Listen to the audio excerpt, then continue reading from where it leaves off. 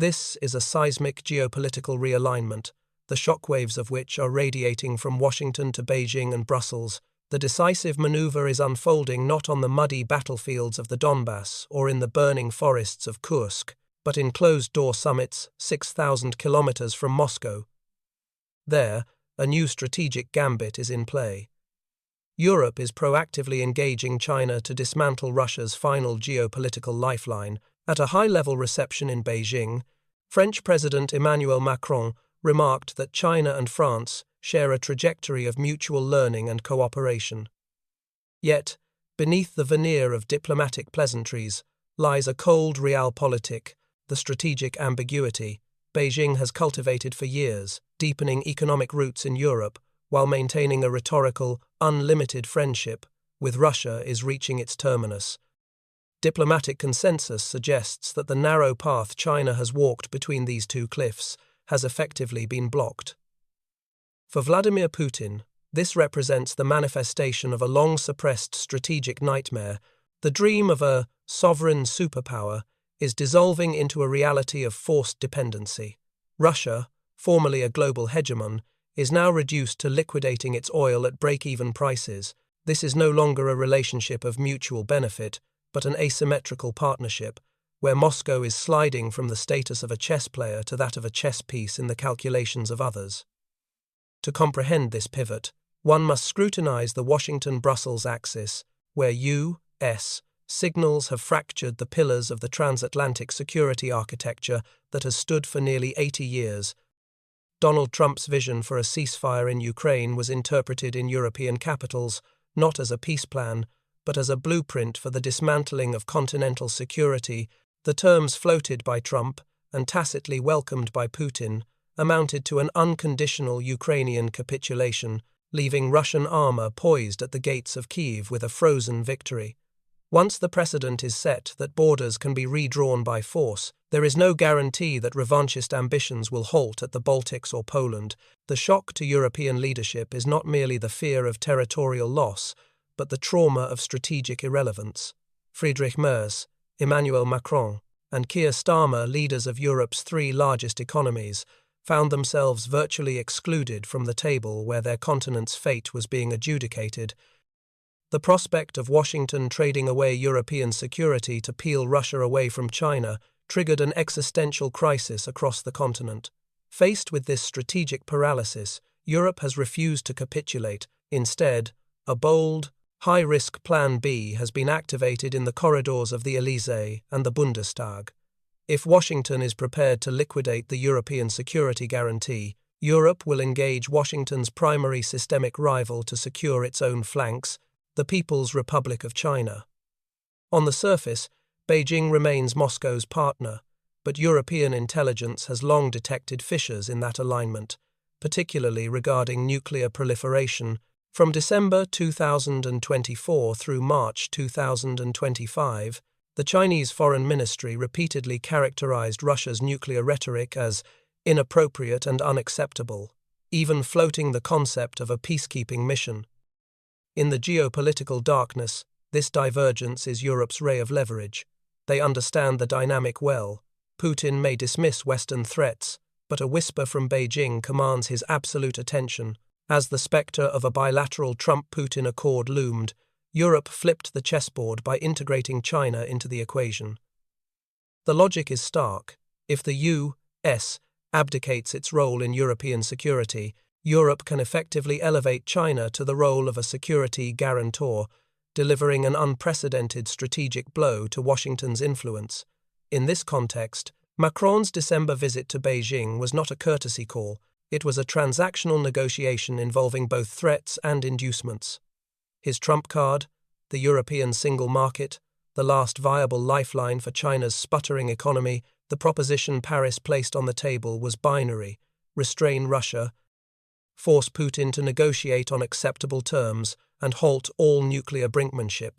In return, while the U.S. erects tariff walls against Chinese goods, Europe will keep its market gates open. For Moscow, this is a comprehensive disaster. Russia's fate is no longer determined in the Kremlin, but by the economic imperatives of the Chinese Communist Party.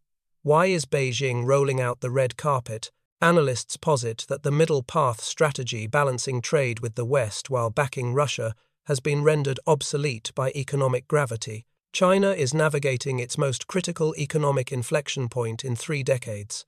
Domestic consumption is anemic, the real estate sector is in structural collapse, and youth unemployment has surged. These factors compel Beijing to double down on exports. With the U.S.-China trade war sealing off North America, Europe is no longer an option. It is an imperative.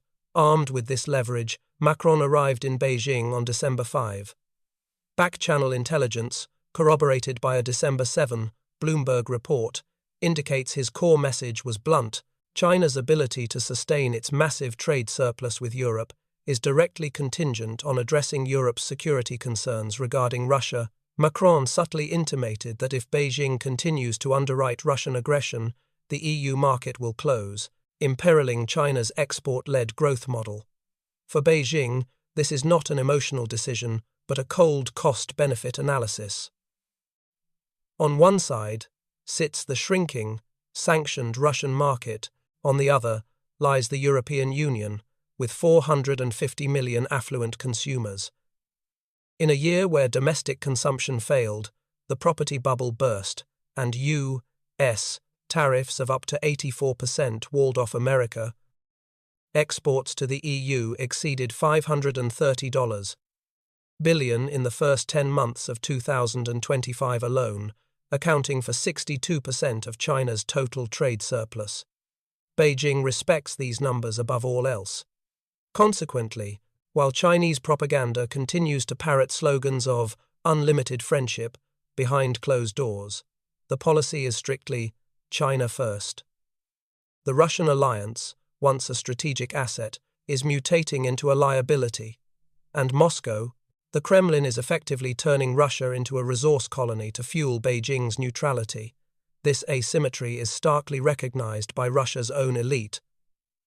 In leaked internal assessments, Rosneft CEO Igor Sechin warned of Russia becoming a mere raw material appendage to China. Energy experts view this as the onset of vassalization, a former superpower sliding into the role of a resource supplier.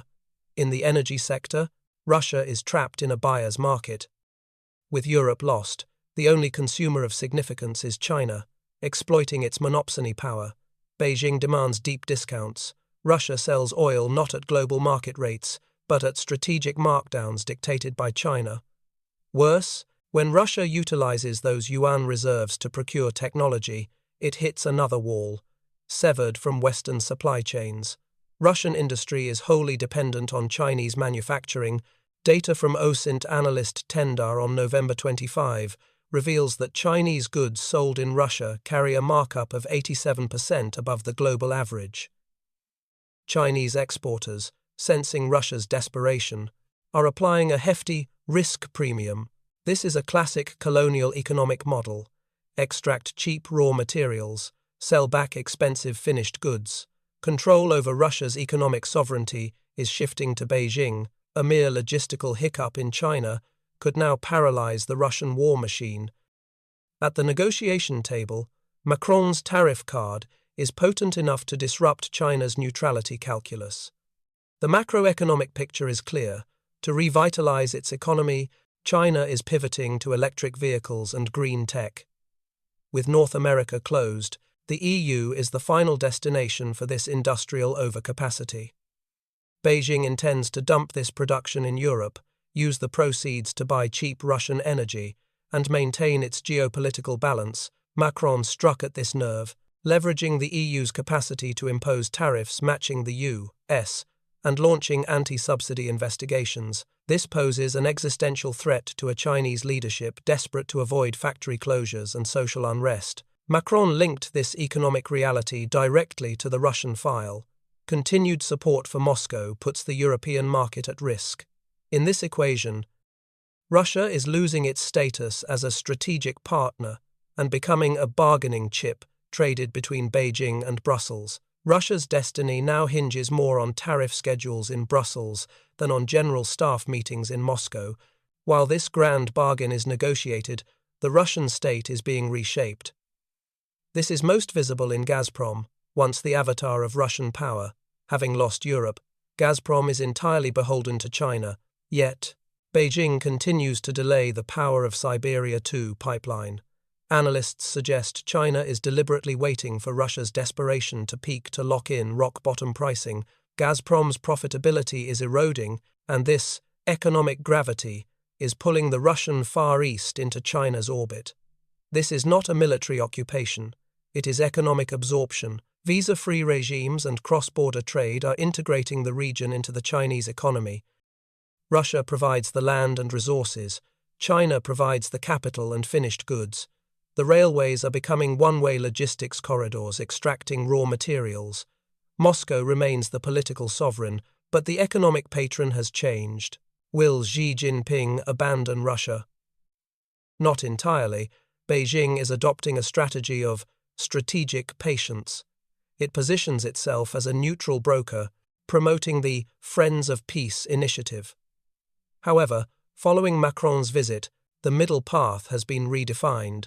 Unlimited friendship is evolving into a conditional and managed relationship.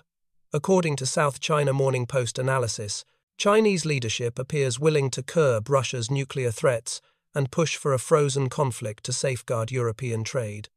Beijing's ideal outcome is a weakened, isolated Russia that is dependent on China, but not one that collapses or pivots back to the West. China needs Russia as a junior partner, not a chaotic failed state. This is the ultimate peril for the Kremlin. Russia's national interests are being commoditized to preserve Beijing's economic stability. The Russian elite fears that in a grand bargain between Beijing and Europe, Russia will be the item on the menu, not the diner at the table. The events of early December confirm that China has reached the limits of its comfortable middle ground. Macron has successfully utilized the European market to force China to choose. History will likely record the Putin era not merely for territorial expansion, but as the period when Russia lost its economic axis. This is not speculation. It is a reality revealed in customs, data, and trade accords. Sovereignty, in its truest sense, is the agency to decide to whom one sells resources and at what price. By narrowing its options under sanction pressure, Russia has taken out a heavy mortgage on its future held by China. On the map, the Russian Federation remains unchanged, but its economic center of gravity is irrevocably drifting into the dragon's shadow. Can Russia extricate itself from this dependency, or is this a geopolitical cul-de-sac? Share your sober analysis in the comments.